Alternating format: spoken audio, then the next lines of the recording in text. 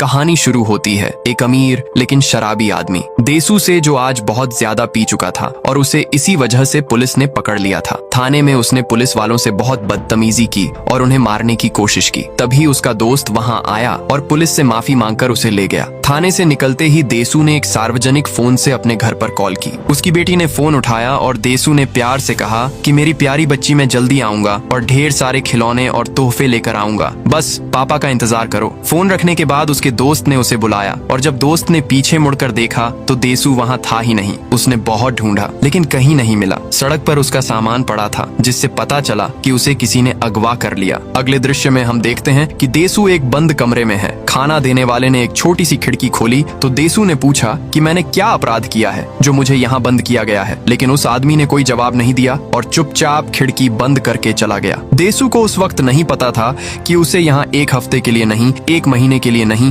बल्कि पूरे 15 साल के लिए कैद किया गया है। लेकिन यह सब क्यों किया गया ये हम बाद में जानेंगे। जब देसू अकेले पागल होने लगा तो उसके जेलर उसके कमरे में गैस छोड़ते थे जिससे वह गहरी नींद में चला जाता था। एक दिन उन्होंने उसे इसी गैस से गहरी नींद में सुलाया और उसके शरीर से खून निकाल लिया। अगले दिन देसू को टेलीविजन पर खबर मिली कि उसकी पत्नी की किसी ने हत्या कर दी है और पुलिस ने देसू को मुख्य आरोपी घोषित कर दिया है, क्योंकि हत्या की जगह पर देसू के खून की बूंदें मिली थीं। देसू जानता था कि उसने कुछ नहीं किया, लेकिन वह वहां था ही नहीं। यह संभव था कि वही खून काम में लाया गया हो जो उन लोगों ने उसके शरीर से निकाला था। यह सच जानकर देसू बुरी तरह टूट गया। उसने खुद अपनी कलाई काट कर जान देने की कोशिश की, लेकिन उसके जेलरों ने हर बार उसका इलाज करके उसे बचा लिया। ऐसा लग रहा था जैसे वे जानबूझकर देसू को जिंदा रखना चाहते थे। शायद उनका कोई खास मकसद था। एक दिन देसू को खाने के साथ मिलने वाली चॉपस्टिक को देखकर एक ख्याल आया। उसने उस धातु की छड़ी से दीवार खोदना शुरू किया। इससे वक्त भी कटता था और उम्मीद भी बनी रहती थी। इसी तरह खोदते खोदते 15 साल गुजर गए। एक दिन उसने दीवार की एक ईंट निकाल दी। उस सुराख से उसे पूरा शहर दिखा और पहली बार 15 सालों में उसे राहत महसूस हुई। उसे यकीन था कि कल सुबह वह आजाद होगा, लेकिन सुबह होने पर उसे एक सूटकेस में बंद करके बाहर छोड़ दिया गया। वह एक अलग ही तरीके से बाहर निकला था। 15 साल बाद धूप देखने की आदत नहीं थी, इसलिए पहले कुछ नहीं दिखा। धीरे धीरे जब आंखें सामान्य हुईं, तो उसने एक इमारत की छत पर एक आदमी को देखा। वह आदमी छत से कूदकर जान देने की तैयारी में था। देसू उसके पास गया और उसे बड़े अजीब तरीके से देखने और सूंघने लगा, क्योंकि इतने लंबे अरसे बाद वह किसी इंसान के पास था। उसने उस आदमी को अपनी पूरी कहानी सुनाई ताकि वह हिम्मत रखे और जीना चाहे, लेकिन देसू उसे छोड़कर चला गया और उसकी बात नहीं सुनी। बाद में वह आदमी वाकई छत से कूद गया। देसू ये देखकर चौंका नहीं, बल्कि मुस्कुराया और मन ही मन बोला कि कितनी अजीब बात है। जब हम खुश होते हैं तो पूरी दुनिया हंसती है, लेकिन जब हम रोते हैं तो कोई साथ नहीं होता। यहाँ देसू को पता चला कि अब साल 2003 है और दुनिया उसके लिए नई थी। एक शीशे के बक्से के पास बैठकर वह मछलियां देखने लगा। तभी एक भिखारी आया और उसे कुछ पैसे और एक मोबाइल फोन दिया। उसने कहा कि इसे रख लो, लेकिन मुझसे इसके बारे में कुछ मत पूछो। मुझे कुछ नहीं पता, मुझे बस इसे देने का हुक्म मिला था और वह चला गया। बाद में देसू एक होटल में बैठा था तो उसके फोन पर एक अजनबी की कॉल आई। जब उसने उठाया तो समझ गया कि यही वह शख्स है जिसने उसे 15 साल कैद रखा। उस आदमी ने पूछा कि आजादी कैसी लग रही है। देसू ने बस एक सवाल पूछा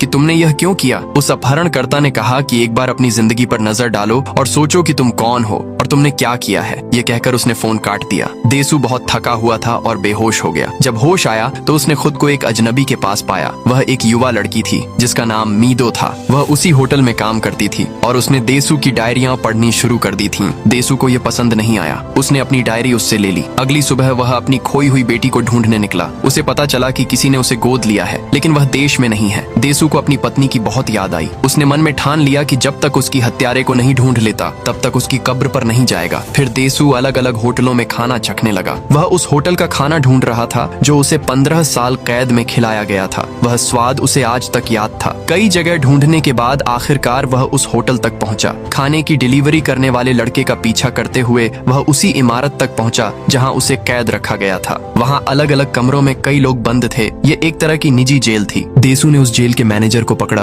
उसके मुंह में कपड़ा ठूंसा और पूरे शरीर पर टेप लपेट दिया। फिर सीधे एक सवाल पूछा कि पैसे किसने दिए थे। मैनेजर ने मना किया और कहा कहा कि उसे कुछ नहीं पता। देसू ने बेरहमी से उसके 15 दांत एक एक करके निकाले और वहां के कर्मचारियों को भी खूब पीटा, लेकिन वे लोग अधिक संख्या में थे, इसलिए देसू खुद भी घायल हो गया। अधमरी हालत में वह बाहर निकला और जमीन पर गिर पड़ा। तभी एक अजनबी ने उसे उठाया और गाड़ी में बिठाया। हैरानी की बात यह थी कि वह देसू को उसके नाम से बुला रहा था। देसू को उस पर शक हुआ, लेकिन घायल होने की वजह से कुछ नहीं कर पाया। जब होश आया तो मीदो पास थी, जिसने उसके घाव टांके लगाकर ठीक किए थे। देसू ने वे ऑडियो टेप सुने जो वह अपने साथ लाया था। उन टेपों से उसे बस एक बात पता चली कि जिसने उसे कैद करवाया उसे देसू से सिर्फ एक शिकायत थी, और वह यह कि देसू की जुबान बहुत लंबी है। देसू उस पुराने दोस्त के पास गया जिसने 15 साल पहले उसे थाने से छुड़ाया था। दोनों मिले तो गले लगकर बहुत रोए। 15 साल की जुदाई के बाद यह मुलाकात बेहद भावुक थी। दोस्त के कंप्यूटर पर देसू ने अपना आईडी खोला। उसे पता चला कि उसकी पत्नी की हत्या का जो मुकदमा था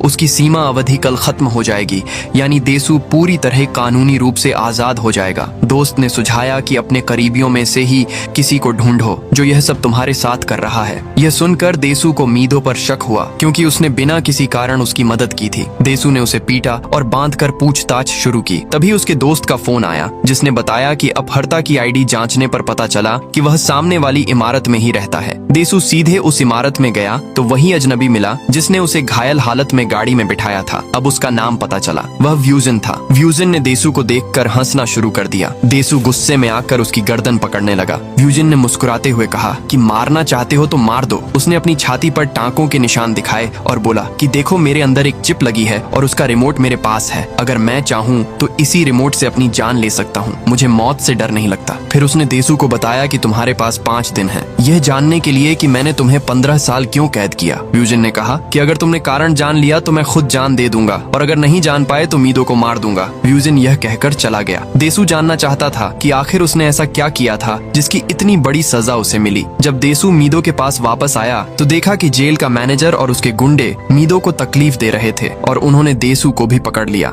मैनेजर देसू के दांत निकालना चाहता था जैसे देसू ने उसके निकाले थे। तभी दरवाजे पर व्यूजन का आदमी आया और उसने मैनेजर को एक बड़ी रकम दी ताकि देसू और मीदो को छोड़ दे। मैनेजर ने पैसे लेकर दोनों को जाने दिया। जाते जाते देसू ने मैनेजर को धमकाया कि मीदो को छूने वाले तेरे हाथ काट दूंगा। दोनों वहां से निकले। अगले दिन सुबह उठे तो सामने एक बक्सा था। जब खोला तो अंदर मैनेजर का कटा हुआ हाथ था। देसू समझ गया कि यह व्यूजन का काम है, लेकिन उसे हैरानी हुई कि व्यूजन को मैनेजर का हाथ काटने की बात कैसे पता चली। देसू को शक हुआ कि उन पर नजर रखी जा रही है। वह एक इलेक्ट्रॉनिक दुकान पर गया और जांचने पर पता चला कि उसके जूते में एक सुनने का यंत्र लगा था। व्यूजन उसी यंत्र से उनकी सारी बातें सुन रहा था। देसू ने वह यंत्र हटाया और खोजबीन जारी रखी। उसे एक पुराने स्कूल के बारे में पता चला जहाँ वह पढ़ा था। वह वहाँ गया तो एक लड़की के बारे में जानकारी मिली, लेकिन उसकी तस्वीरें स्कूल की किताब से हटा दी गई थीं। देसू ने अपने दोस्त को फोन किया और उस लड़की के बारे में पूछा तो दोस्त ने बताया कि वह उसकी ही कक्षा में पढ़ती थी। दोस्त ने बताया कि वह लड़की एक दिन नदी में कूदकर मर गई थी क्योंकि उसकी बहुत बदनामी हो गई थी। लोगों ने उसके बारे में बहुत बुरा बोला था कि वह अच्छी लड़की नहीं थी। व्यूजन यह सब अपनी स्क्रीन पर सुन रहा था और इन बातों से उसे बहुत तकलीफ हुई। वह सीधे देसू के दोस्त के पास गया और उसे इतना मारा कि वह मर गया। व्यूजन ने कहा कि उस लड़की के बारे में ऐसा मत कहो, वह ऐसी नहीं थी। जब देसू को दोस्त की मौत की खबर मिली तो वह टूट गया। उसे डर था कि व्यूजन मीदो को भी नुकसान पहुंचाएगा, इसलिए उसने मीदो को उस जेल के मैनेजर के पास छोड़ दिया जो अब उनका दोस्त बन चुका था। देसू अकेले सच जानने निकल पड़ा। उसे धीरे धीरे याद आने लगा कि जब वह स्कूल छोड़ रहा था तो उसने जो लड़की मरी थी उसे और उसके भाई को बेहद करीब देखा था।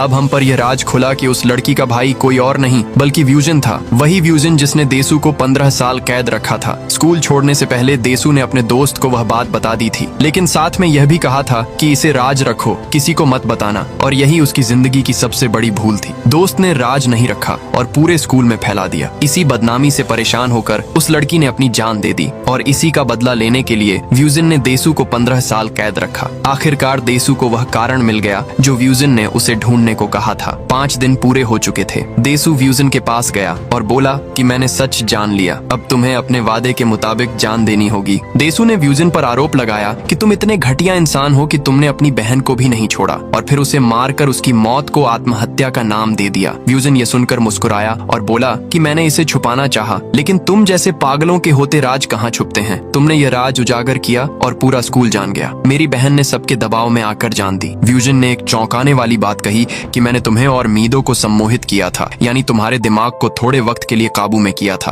तुम दोनों का साथ रहना सम्मोहन का नतीजा था। यह जानकारी देने के बाद व्यूजन ने एक बैंगनी रंग के डिब्बे की तरफ इशारा किया और कहा कि इसे खोलो। देसू ने खोला तो अंदर एक फोटो एल्बम था जिसमें एक छोटी लड़की की तस्वीरें थीं। देसू ने एल्बम के पन्ने पलटे और देखा कि वह लड़की धीरे धीरे बड़ी होती जा रही है। एल्बम के आखिरी पन्ने पर जो तस्वीर थी वह मीदो की थी। हाँ, वही मीदो जिसके साथ देसू ने वक्त बिताया था। वह देसू की अपनी बेटी थी। यह जानकर देसू के होश उड़ गए। वह गुस्से से पागल हो गया और व्यूजन पर टूट पड़ा, लेकिन व्यूजन के अंगरक्षक ने उसे रोक दिया और बुरी तरह पीटा। जब वह अंगरक्षक देसू को मारने वाला था तो व्यूजन ने खुद अपनी बंदूक से उसे गोली मार दी। इसके बाद व्यूजन ने अपने मैनेजर को फोन किया और हम जान पाए कि मैनेजर भी व्यूजन के साथ था। मीदो उसके सामने थी और एक बैंगनी डिब्बा उसके सामने रखा था जिसे थोड़ी देर में खोला जाता और मीदो को सच बता दिया जाता। देसू ने व्यूजन से फोन पर विनती की कि मीदो को यह मत बताना। देसू ने व्यूजन को धमकाया कि अगर मीदो को पता चला तो मैं तुम्हें टुकड़े टुकड़े कर दूंगा, लेकिन फिर वह रो पड़ा और गिड़गिड़ाया कि मैं जिंदगी भर तेरा गुलाम रहूंगा, बस मीदो को मत बताना। देसू की यह हालत देखकर व्यूजन को दया नहीं आई, बल्कि वह हंसने लगा। देसू को पता था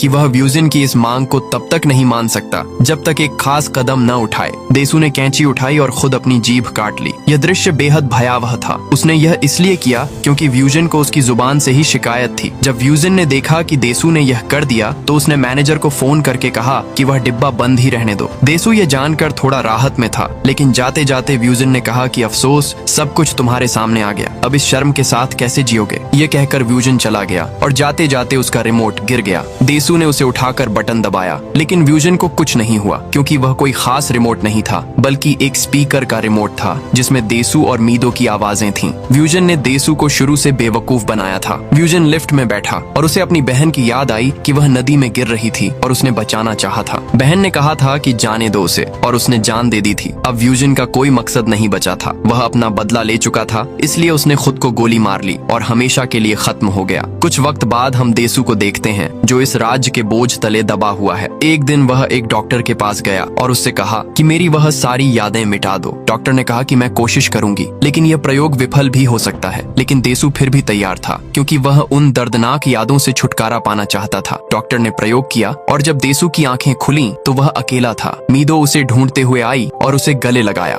देसू के चेहरे पर पहले एक हल्की मुस्कान आई, लेकिन वह मुस्कान जल्द ही आंसुओं में बदल गई। इसका मतलब था कि वह प्रयोग काम नहीं आया। देसू को सब कुछ याद था और हमेशा याद रहेगा। यह दर्द उसे जिंदगी भर जलाता रहेगा। यह फिल्म हमें एक गहरा सबक देती है कि हमें दूसरों की गलतियां जितना हो सके माफ करनी चाहिए, और अगर कोई राज हमें पता चले तो उसे दिल में ही दफन रखना चाहिए।